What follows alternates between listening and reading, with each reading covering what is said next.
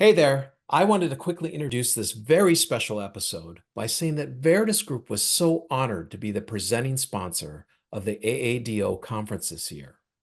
AADO is a network of more than 3,500 fundraising professionals of color, and their annual conference is the premier event for fundraising, development, and operations professionals of color and their allies. While we were at the conference, my team and I sat down with several AADO leaders and conference presenters to talk about the projects they're working on and the path toward racial justice in the nonprofit sector. This was such an inspiring conversation. I really hope you'll find it both uplifting and informative. Thanks for tuning in. Welcome to the Nothing But Major Gifts podcast from Veritas Group, featuring Richard Perry and Jeff Schreifels. Twice a month, we bring you the latest and best thinking about major gift fundraising, so you can develop authentic relationships with your major donors. Here are your hosts, Richard and Jeff. Welcome to the podcast. Today, we have a really special episode for you because we're actually recording live at the AADO conference in Atlanta, Georgia. Over the last few years, we've had the opportunity to meet and connect with some incredible people who are working to change the fundraising world. And we wanted to use this time to bring some of these amazing people together to talk about the state of fundraising and the work that they're doing each day. Thank you for joining us today, and I'm going to turn it over and you can introduce yourselves, starting with Birgit.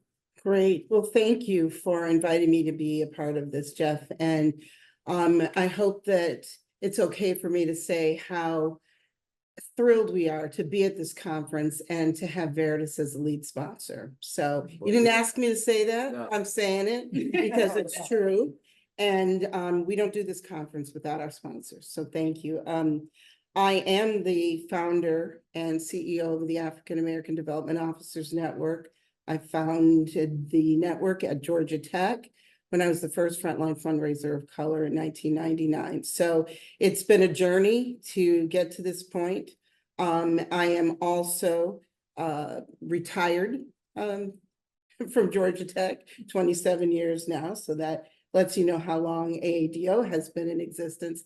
And I have the distinction of being the first African-American woman to chair the global board of the Association of Fundraising Professionals. Thanks. Nneka.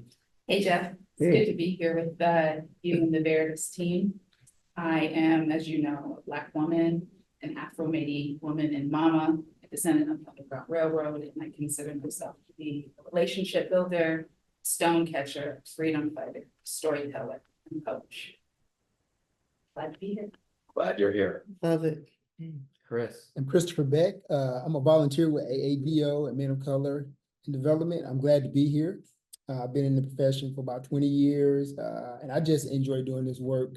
I'm grateful enough when I met Birgit about 5 years ago, I literally called her. She said she allowed me to come to her office, and she's been stuck with me ever since. And so we just kind of been doing it to help, and I'm just here happy to help any way that I can. It's awesome.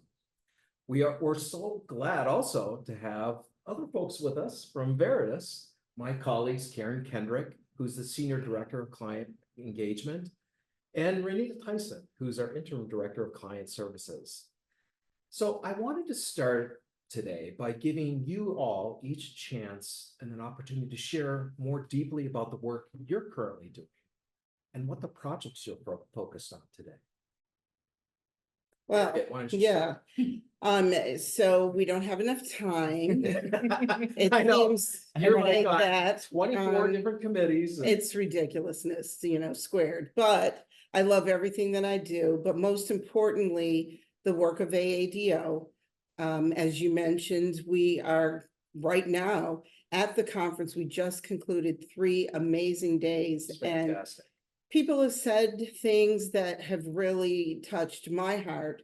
But, before I came, in here to participate in the podcast, a woman seriously stopped me and she put her arms around me and she cried and said, "This is the first time I have really felt like I matter you know, and so that, for me, like that kind of overrides anything else that I'm doing, and I'm doing meaningful work with the Association of Fundraising Professionals. You know, Nneka and I have been, you know, joined at the hip in addressing anti-Black racism in the association. And so I'll speak about that later, some of the things that we're doing, but that is probably the most meaningful work, along with some other projects. And I am a grandmother to two amazing little girls, 14-year-old named Mia and an 8-year-old named Zoe. Like my sister, when I saw this question, I thought, okay, what are the things we want to talk about? So there are three, Okay.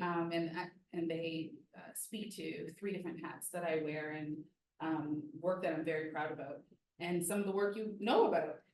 So I'm the founder and leader of the Black Canadian Fundraisers Collective, and we have been working in partnership with the Black Opportunity Fund for the last 4 years to bring a program to life called the B3. B3 stands for Black-led, Black-serving, Black-focused organizations. The B3 Capacity Building Academy. And that arose from a conversation with the Black Opportunity Fund that was started in the face of the murder of George Floyd. And they were doing, they're having conversations across the country of Canada with B3 organizations, asking them what their barriers were. And the number one thing that they came back with was funding. And so when we were in conversation with them, we said, yeah, we hear that a lot. But in reality, we know that there is usually some capacity challenges along with that actually prevent these organizations from becoming sustainable. So from that conversation, BOF asked us to design a program for B3 organizations to build capacity. And so in July, we'll be launching this program. We have 25 spots where we're giving $20,000 to each of these organizations, along with an 8-month training program to build capacity in community, in a cohort. It is bilingual and national in scope. And so we had over 400 applications for 25 spots. So we are extremely excited about that. You know all about collecting courage and our work with a path to action, because your team has gone through that training program. So we're exceptionally excited about our 4th cohort just ending, and our 5th cohort of Black and Brown nonprofit professionals begins in the fall, and that is a 8-module training course done in community again for professionals to really begin to explore their role and responsibility as it relates to racial justice in the charitable sector. And then lastly, my passion work is with the Empathy Agency. As you know, I'm the principal and founder of that agency, and I spend the bulk of my time coaching and training, but more coaching than training, individuals and groups, both as they explore racial justice for themselves, they're exploring their own identities, but also for fundraisers, particularly Black and Brown, who are looking to move up in their organizations or looking to survive or escape dangerous, toxic environments. So I feel grateful to be able to do all that work with a community of folks. And you do it well. Yes. So. So hello again, everybody. So my day job, I am a philanthropic advisor. I enjoy connecting philanthropists with causes they care about in order to support a great mission. And but my volunteer work, how I get back to the sector, again, I volunteer a lot with AADO and Men of Color. And that was really birthed kind of out of COVID, if you will. Birgit saw a need, my coach Ken Miller that talked about getting Black men together to kind of rise up and just kind of give us a safe space to come talk about issues that we deal with in the profession. And I was sold. Also, my 2 other Moses brothers that started, Andre Iazabo and Marcus Brewer. out of Houston. So here we are. So I spend a lot of time outside of my job helping Birgit and AADO how I can, and also with men of color and development. Wow, thank you all. I know that's just the tip of the iceberg of all that you're involved in. So as you all know, this is going to be a good conversation.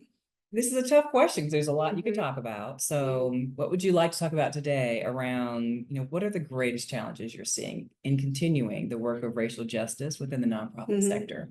I'm going to tell you, for me, the number one challenge right now is diversity fatigue, right? Everybody, George Floyd was murdered, and, suddenly I remember we did this, I don't even know if it was a webinar or something like this right afterwards. And we had a number of the women from Collecting Courage. I think there were maybe about 8 or 9 of us. And I had over 2,000 people register because they wanted to hear from us. There was this great interest in hearing what our experiences were and how you could be an ally and what, you could do to demonstrate that you really cared, about making a change, bringing about change, and really addressing, racism, and particularly anti-Black racism now. And it has, sort of waned, I could have that same, webinar today and maybe get 80 people, and it's not that people think, okay, we've got it, we understand it all. It's time to move on. Yeah. Let's move on to something else. And we haven't begun to touch the work that needs to be done, right? And so, when we have these conversations, and I'm going to put, my sister Nneka on the spot. Hopefully she remembers. If she doesn't, it's okay. But we were in Vancouver, British Columbia, a few weeks ago, and we were, speaking on a panel together, and with our other sister and co-author and editor, Nicole Salmon. And 2 things happened that were just letting us know how much things haven't changed. One was, tell them what happened when you were out in the... So just before our panel discussion was beginning, I went to the washroom. It was in a hotel downtown Vancouver. And I walked through, and as I was coming back, everybody had their lanyards on. I was wearing all white. And there was a group of people walking in the same direction as me. And there was one white woman in the middle. And she turned around and looked at me and said, "Where's the food?" And I said, Yeah. "Why would I know?" And she said, "Oh, you look like you worked here."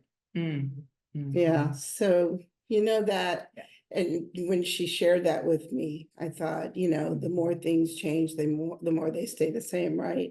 And then I'm going to put you on the spot one more time. It's okay. Do you remember the question that the guy asked off to the right when we got to the questions? And it was, it was a question kind of around how do his kind of the intention was sort of a challenge, like we are, how do we bring about change? I mean, he was challenging a question that someone else had asked. And I don't remember exactly the question, and Nneka has that look on her face like she doesn't either, but the way that he questioned it kind of was a little bit, yes, there was attitude in it. It's like, kind of like, when are we gonna, really have the information or the tools to fix this? Tell me, what I need to do to address this. Yeah, as if the answer is outside of himself. Yes, As if it's something yes, work. yes. And that was, I just remember in that moment, it was like, it wasn't just what he said, it was like a challenge, and the people in the room, and I'm not taking away from what we're gonna say, but the people in the room were very emotional, as Nneka had shared some of her experience, and, we were at the point of questions, and his just kind of had a little bit of attitude, Yeah. and It was not from an open heart. no, Yeah. it wasn't. So it was more the attitude that was behind the question, sort of a tell me, what is it that I should be doing, we should be doing, and not really the humility behind, I still need to know what work I need to do, Right, on right. myself. Right. And so there were plenty of people that really took good things away from that and learnings, and were crying. They were coming up and talking to Nneka, but we just realized that there's still much work to do, and people still have to be open and willing to do the work. And I'll conclude that by saying, and I really feel, we talk about this often, that, we're talking membership associations and organizations, but it's the members or the people in the organization that need to hold the leadership accountable, right? Not this leadership down, Yeah. and kind of controlling the people, but the people, holding the leadership in a place where they have to be accountable and they have to be responsible for change. Thank you. Nneka, you want to add to? Yeah, That I question. think my answer is probably a good dovetail. White power Mhm. is the greatest challenge to continuing racial justice work in this sector. And so when I'm talking about white power, I'm not talking about an individual's power. I'm not talking about skin color. White power doesn't even need white people to Mhm. exist and to perpetuate itself. As a matter of fact, it'll discard white people if it deems that white people are in the way of its agenda. I've seen that happen. So, in philanthropy, our relationship and proximity to power is particularly close. And you might recall me quoting the woman that was in the interview with Nicole Jones that said, you can't concentrate power and wealth and be principled. That's the truth. And so we have to be very curious, and then more than curious, we have to be on guard to understand what white power is doing, what role we might be playing in the perpetuation of it, and what is our responsibility to begin to challenge it, to resist it, and perhaps if you were white, dismantle it. Mhm. And until those things are happening on a daily basis for every single one of us, this issue will remain. And white women in lobbies of Vancouver hotels will continue to look at me and think for some reason I work there. Mhm. And so that, I think, is our greatest challenge. And it's all of our challenges, not just Black people's challenge. Right. And so we have to actually get serious about what is our role and responsibility to end that. When you say this issue will continue, so going beyond, which has never happened to me as a white woman, to be asked where the restroom is or where the food is, but beyond that, like this issue, talk about that just a little bit more, so folks are getting their heads around it. Well, the issue of anti-Blackness, the issue of exclusion, of a lack of belonging, othering, what Birgit has described about the impact of AADO's conference is that it is, and I've read online, people saying the most friendly conference I've been at. I remember before we got here, you said this is like, homecoming, it's like family reunion. Yes. And Yeah. she's not exaggerating, right? That is not a coincidence. That emerges from our ethic and our community commitments as Black people, And so, and it's only in these spaces that these sorts of experiences emerge. We were together not that long ago in Toronto and had a very different experience. And many of the same people were we were all present there, right? And had a very different experience. And my experience as a white woman here versus Toronto is a very different experience. Yeah. Yes. Exactly. Very different community, very different authenticity. And so when I'm talking about this thing, that's what I'm talking about, our ability to know that we belong. Belonging makes our bodies feel safe. It's like essential. It's essential to our well-being. As essential as love, as a matter of fact. And yet we have large swaths of our population walking around not having this experience. in places where they spend the bulk of their time, Mhm. and it's killing us. Mhm. And I had this conversation, with our brother Madej, who, was sharing with some leadership of AFP, some concerns that he had about some things that happened in Toronto. And he copied me, on that message. And, I am in the generation where my parents, lived through the civil rights movement, right? My dad actually took a sign down off of a bus that said color section only. They were at Tuskegee University, and my mother nearly passed out. She's like, "What are you doing? Put that back. We're going to be arrested." So these are my parents, but they taught me to assimilate, to not stand out, because I'm already going to walk in the room black. There's nothing I can do about that. But the other ways, and how I, show up in, being smart and articulate, and, blend in, and don't be a rebel, And so then, well, but I mean, I did that for, a while, and I, was really a rebel when I wore an afro, in high school, but then the white boys in the back of the classroom were blowing spitballs through the straw into the back of my afro, and I was picking, those out at the end of the day. But, I survived through all that. So I'm, engaging with people like Nneka, who's a little bit younger than me, and she's got that, edgy, and so. I'm not, I know. But I learned. So Madej writes this letter, and so by the end of it, I'm a little offended, because I'm like, I'm the global board chair, the first Black woman. I worked really hard over this past year to bring about change, and I felt like, the message was, the needle didn't move, and so I didn't do anything. And so I said that to him, on my own, and I know he won't mind me saying this, and he said, "Oh, no, no, no, no, no, this is not directed at you. You have done plenty to bring about change."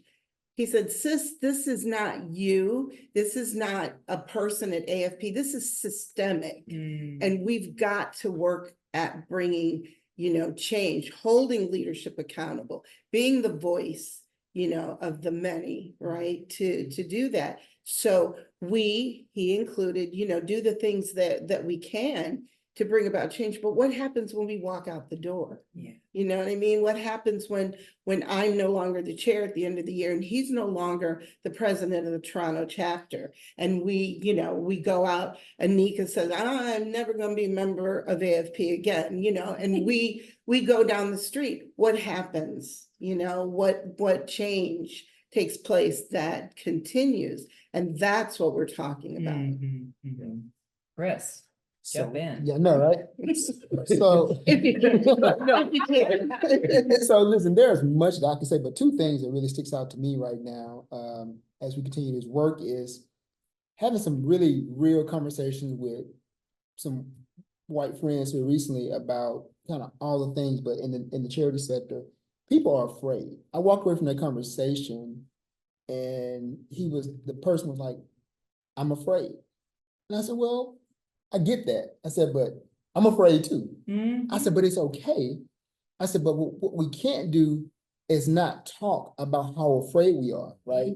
And we can talk about it." I said, so that's one thing.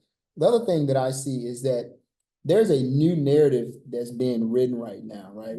From the shrinking donor base to the new, just the new philanthropic person, the great wealth transfer, all the things, right? Yeah. So, and not to mention just kind of the shift in demographics, right? So that's going to change how we do a lot of things in the charity space. And so, but I feel like there's still this notion to do it this old way, right?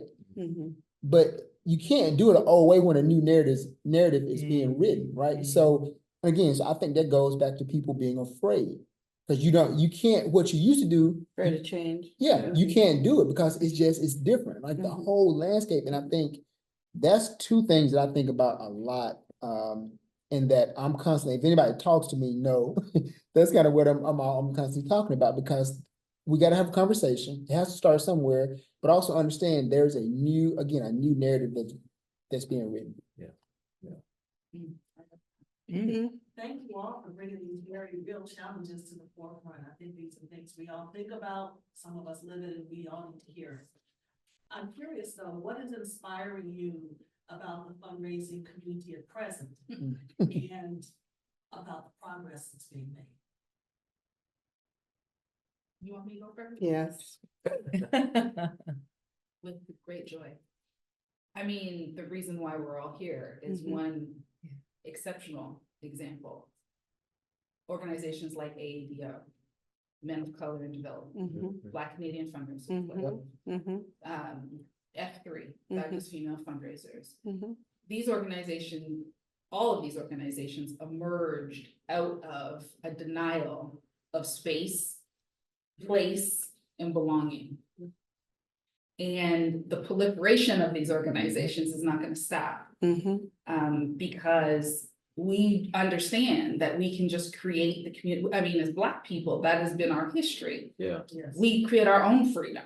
Yeah. Right? And so we are doing that. And so when I come to Atlanta, the first time, never been to Atlanta, and I get to see all my beautiful colleagues, just so talented, just so excited, so full of energy, so full of hope, so connected and so Yeah. loving. Mhm. Yeah. That to me is no doubt the future that I want to be a part of. And we're happy to have allies. Hate Yes. that word, by the way, because we don't want you to be passive. We actually want you to be active, which is why we really love co-conspirators. We want people who will conspire with us Mhm. around freedom dreams. And so that, Mhm. I mean, I will get up every day Mhm. for free Mhm. to do that work with y'all. Mhm. You gotta follow that. Wow. Well, I don't think things just happen, accidentally, right? So, I was in Toronto at AFP's Leadership Academy lead, it was called at the time, when I met Nneka. We had no idea. No idea. No, we were like, hey, hi, nice to meet you. Yes, met her amazing aunt. And we had no idea what that future was gonna look like, what that path was gonna look like. And, and what changed, what happened. So, even there, though, we could tell you some really big challenges and some not so great things. I want to celebrate one of the great things that I feel gives, a glimpse at the future. And so to have AFP have a keynote speaker like Nicole Hannah-Jones, right? And there's lots of great celebrities and everybody likes the celebrity, that's doing something, talented and creative. But to have her and know that that was going to be an intense conversation is not going to be a comedy routine. I loved interviewing Misty Copeland the year before. That was great. But I was not going to be interviewing Nicole Hannah-Jones because this was not funny, and that's my comfort place, right? Thinking about who is going to be the best person to interview her on a level that she deserved to be interviewed. And then thinking, Nneka, right? Like, come on now, and that journey and the journey from the point of Nicole to Nneka interviewing her. And then let me tell you, the first person we had invited that we could afford to be the keynote speaker for this conference was not Nicole Hannah-Jones. It was someone else. And then she ended up having to cancel on us because of some, personal things that were going to be taking place this summer. And the agency that we worked through recommended Nicole Hannah-Jones. Really? And I said, oh, I'm sorry, we can't afford her. We already looked, and they said, well, she would be willing to do it at the same rate that you were gonna, pay this other person. So then I said, but she's already the keynote speaker in Toronto. And then there was like this, what if we had this like a part 1 and 2 conversation? AFP literally bought into that because they sponsored, this, and it just, grew. But this conversation really gives me hope for the future because, we can come together around this deep conversation that's real and exposing and no holding back, and have this incredible woman, Nneka. And let me tell you, she's not going to tell you this, but when we were leaving, Nicole Hannah-Jones said this is one of the best interviews. And, Yes. having the Yes. both parts, because by the time Mhm. she came here, they were fast friends. Like she knew what she was getting. She was happy and excited. Yeah. But she said she prepared, and all her little tabs on the book, that she read, and she was ready. So what I'm saying all that to say, not to, pat us all on the back, but this, when I see the hope for the future, that we're able to have this liberty to be able to do these things and to not be, because this is our first conference without a partner. Yeah. So there was fear, is this going to work? And it worked.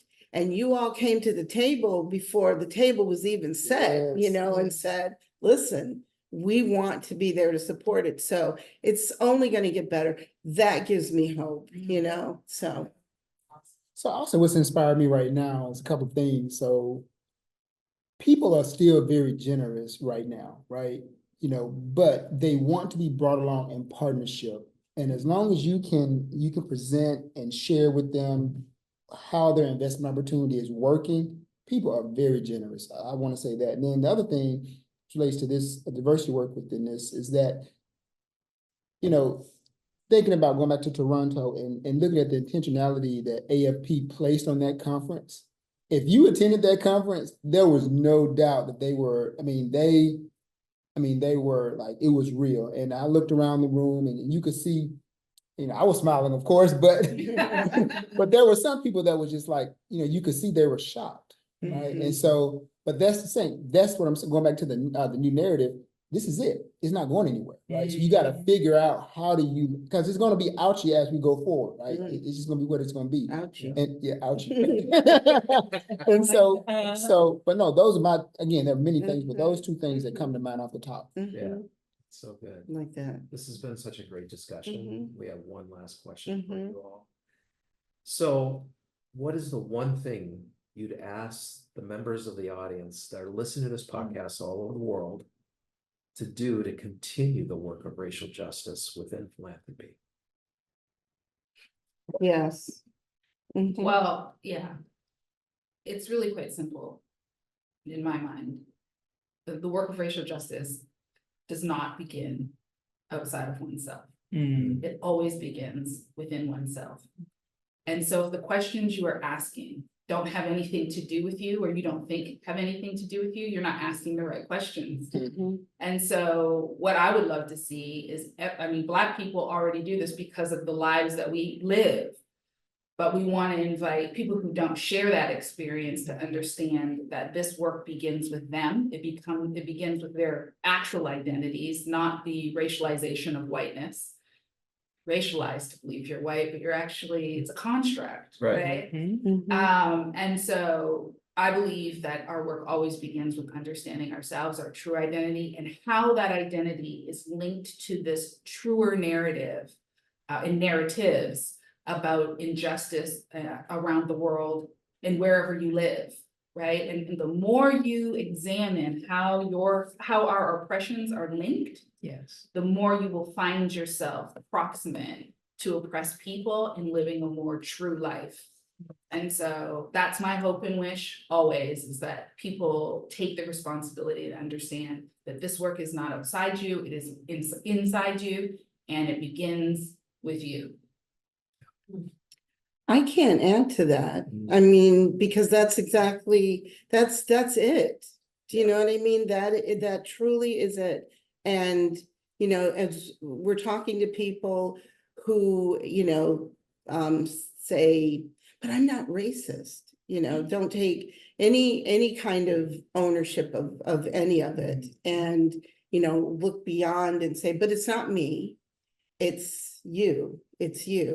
And, all I can do is, say I'm an ally and wish and hope that, we all can join hands and sing Kumbaya and it'll all, be fixed.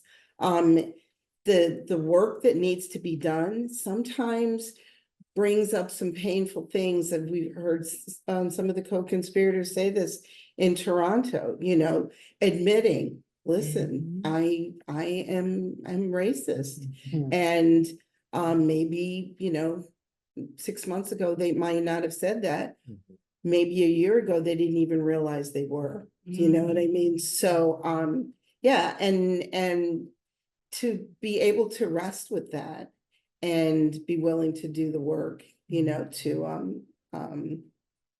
bring about the change that will impact all of us ultimately, but to, demonstrate a care and concern for those who, you've not walked in their shoes. You don't know that journey. You've not experienced, so you can't say, I understand. I get, what you're going, what you're going through, what you've experienced. No, you don't. So